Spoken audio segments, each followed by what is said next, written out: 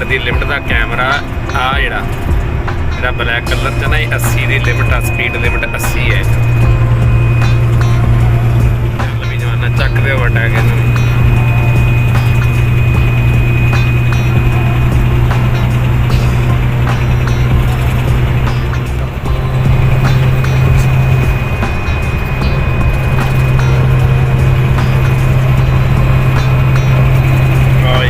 चल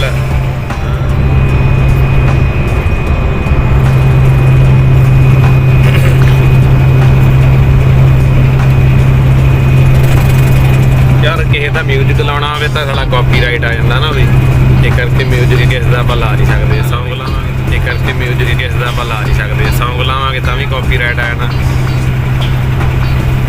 इस करके ऐ ही काम चलूगा। फिर हुण आपां ट्रक रोड पर एंटर होना, क्योंकि बड़े रोड पर नो एंट्री आ।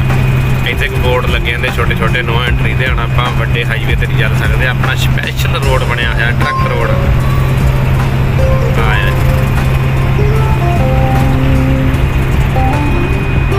हुण आपां ट्रक रोड ते आ गए, हुण टेंशन कोई नहीं है। ते स्पीड लिमिट जिहड़ी आ वो 80 दी वधिया रहूगी आपां नूं।